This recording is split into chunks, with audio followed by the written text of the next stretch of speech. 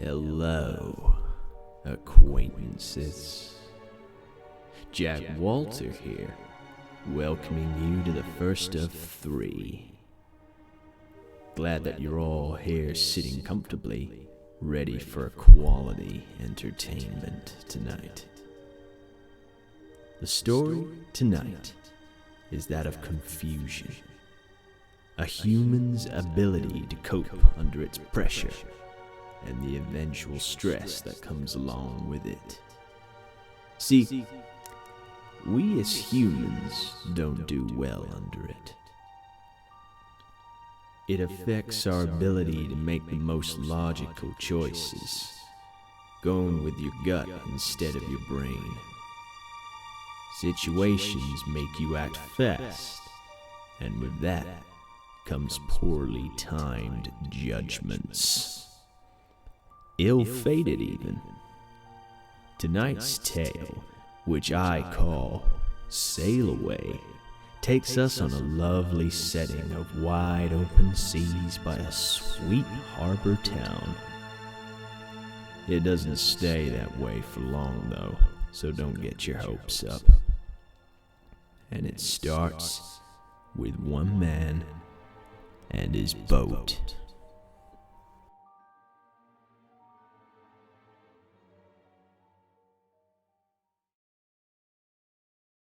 Cyril was a kind-hearted man. He spoke with a warm tone and had a funny spark to him. He didn't look his age, and he certainly didn't act like it.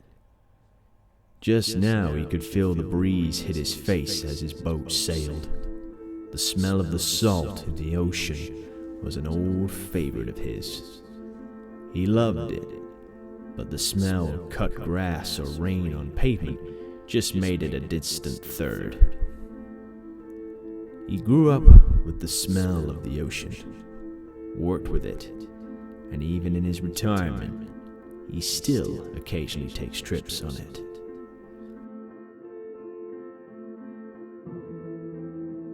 He took his boat out from the dock much earlier than usual, eager to catch the sunrise on the horizon, perhaps.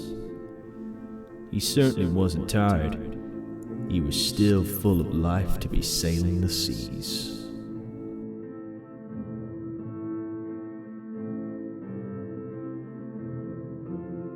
The morning brought the calmest of sea tides.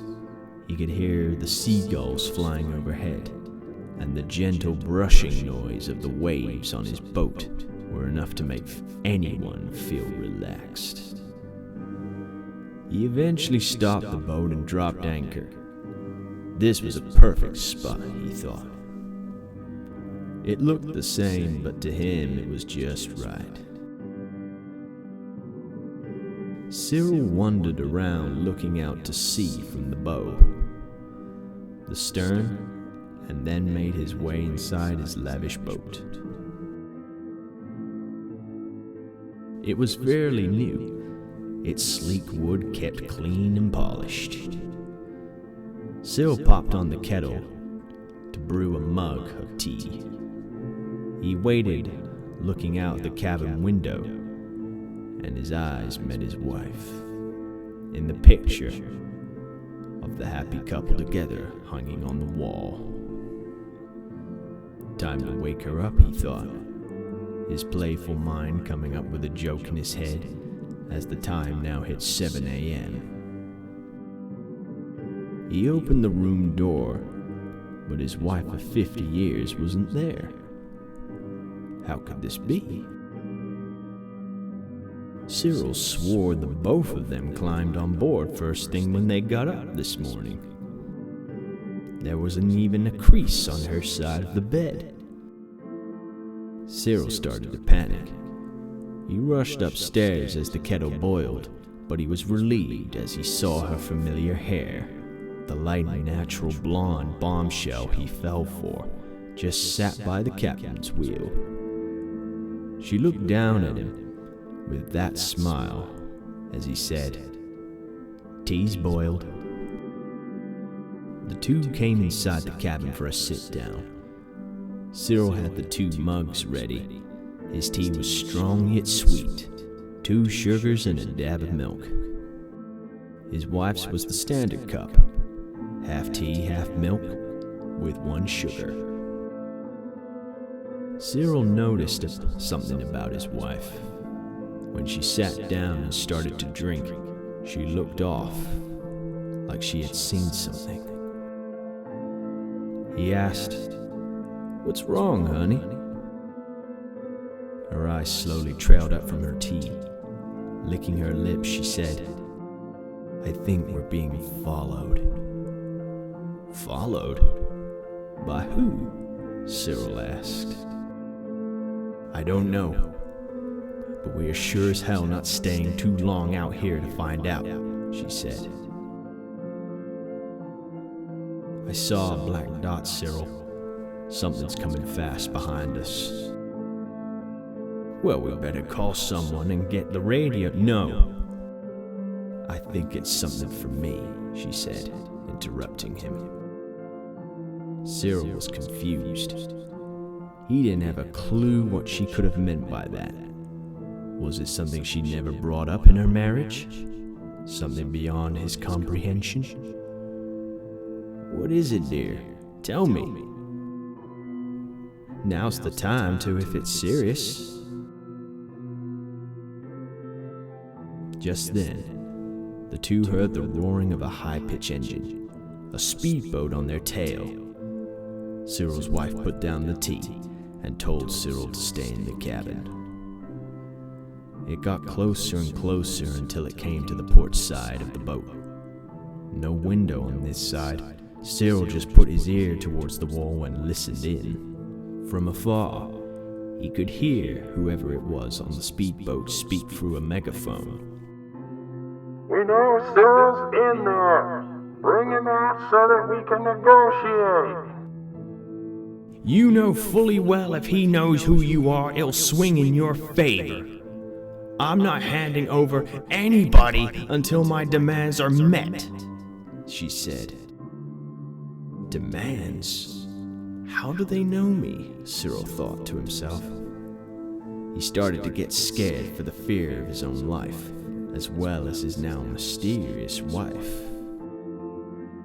What had she gotten him into without his understanding?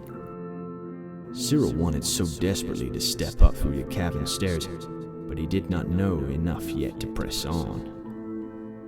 He tried to slowly peek his head up to get a glimpse of his wife, barking back at the stranger on the boat.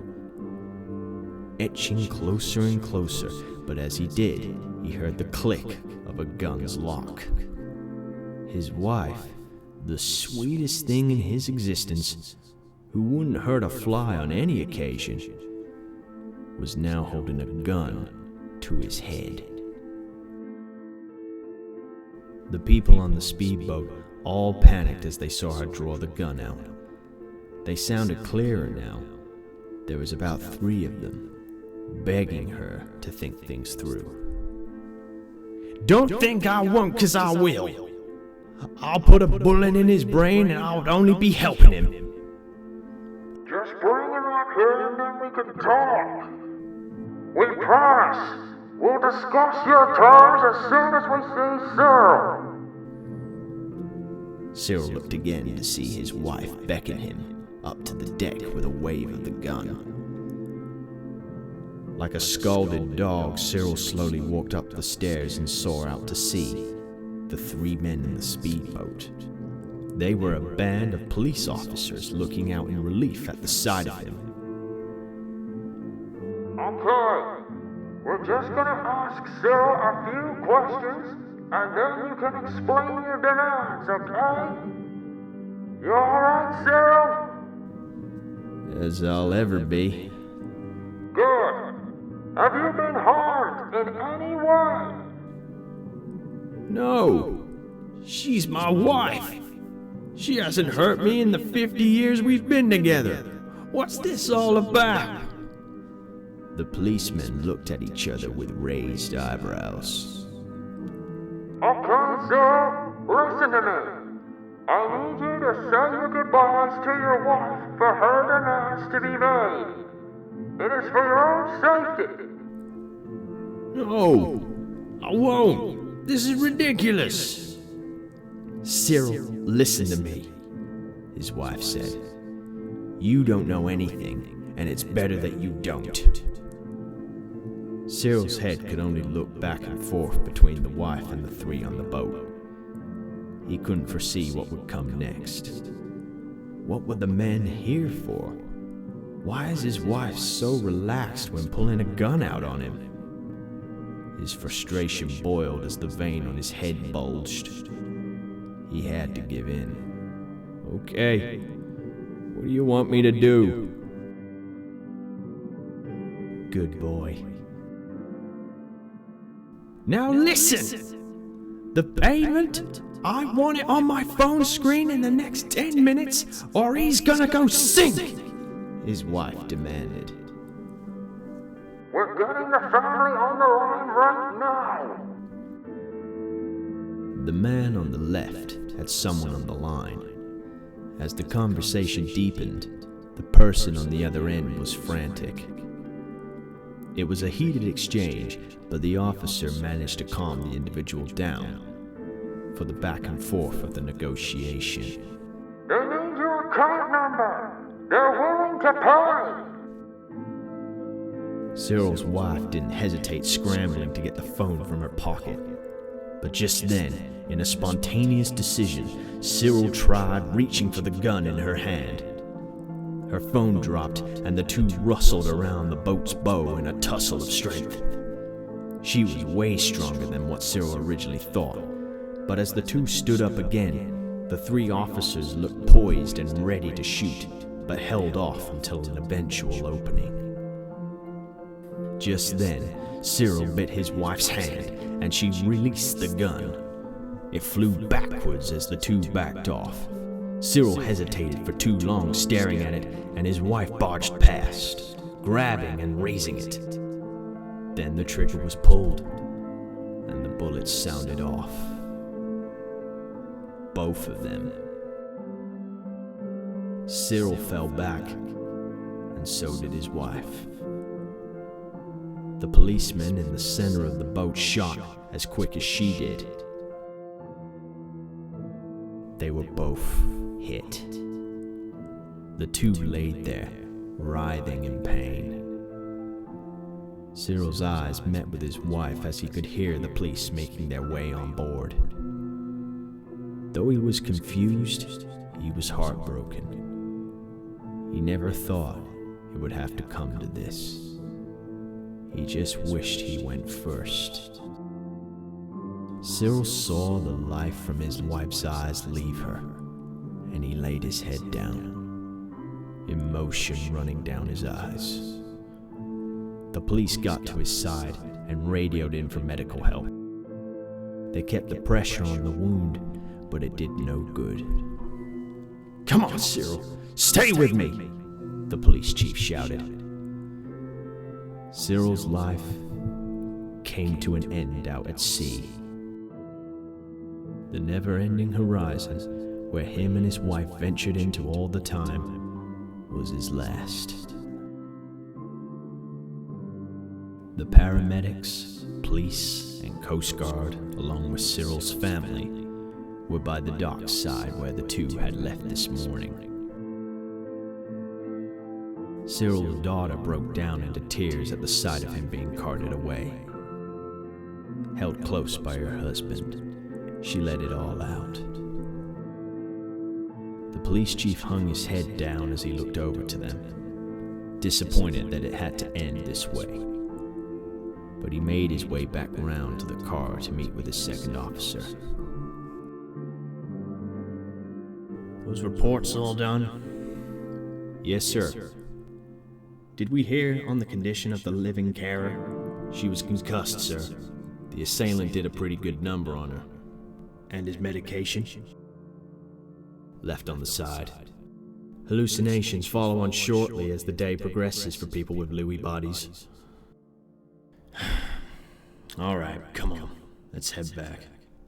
The two got in the car and drove away as the medics continued at the dockside. The police chief looked out from his side window as his partner drove on. He thought back to that moment, wondering how someone could manipulate someone like that. It could be done so easily. Then he thought to Cyril. They had an idea of what he was thinking. The panic, horror, confusion. Maybe it was best to forget.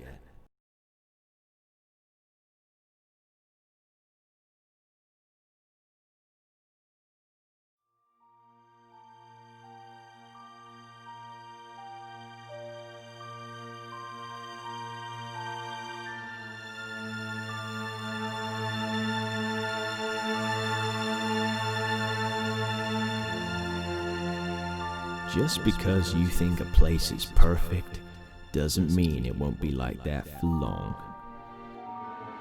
An entire town or city can feel the painful sting of a tragedy.